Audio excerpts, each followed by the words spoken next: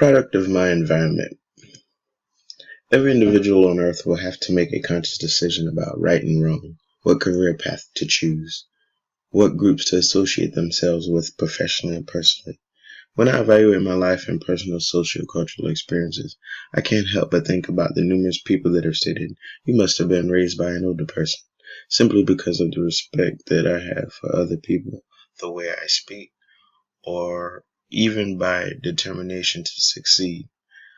When there is a disturbing fact about a person in life or their actions, there may be extensive research into a person's past to help understand what led up to this point. The theory that I believe that will help accomplish this goal is PIE perspective, or person and environment theory. Person and environment theory requires an assessment of a person's personal characteristics and environmental characteristics together. That was cited in Development of a Person Scale, a new measure of aesthetic creativity in the arts. With the assessment of a person's personal characteristics and environmental characteristics, one may be able to assess a person's fit to a particular environment, or even a fit between organizational values and the values of the individual. That was cited in Affective Influences in Person Environmental Fit Theory, exploring the role of affect as both cause and outcome of PE fit. Ultimately, a person's values are going to be shaped by the environment they matured in. To determine that, you may look at a person's social, political, familial, temporal, spiritual, economic, and physical environments. Personally, I had two different types of environments that could potentially influence my life's path.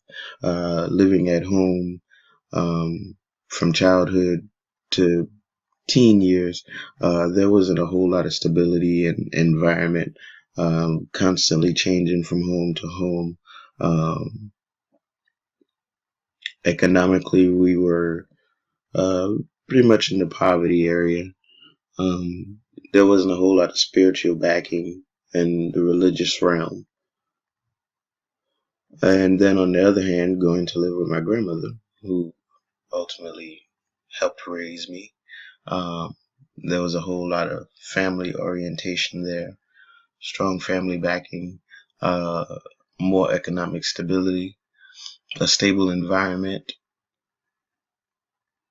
and the spiritual backing. There was religious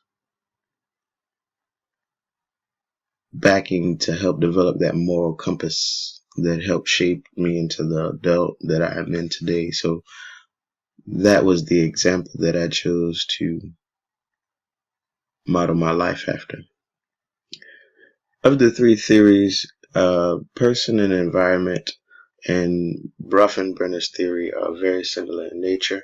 Um, I consider person and environment to uh, be superior to the other two.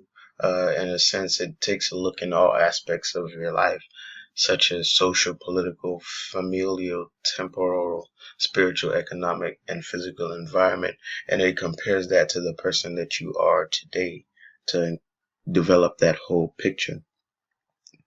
Bronfenbrenner's, as I stated, is similar to person and environment because it involves many layers, similar to that of um, person and environment.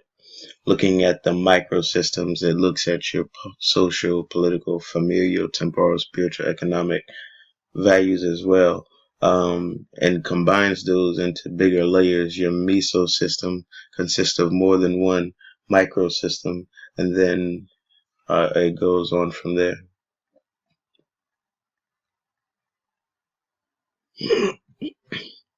Positive influences are going to be what shapes a person and steers them into a direction. Coming from a bad neighborhood, bad friends, you may see someone develop uh, skill in drug trade or just behavior that's not becoming of a good society.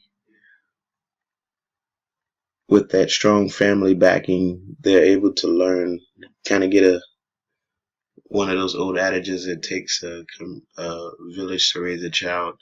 That family is that village, and with everybody supporting each other, that shapes a person's socio-cultural background. Religion is also a big part of your social-cultural backing in terms that it gives you a moral compass, something or a guide to go by.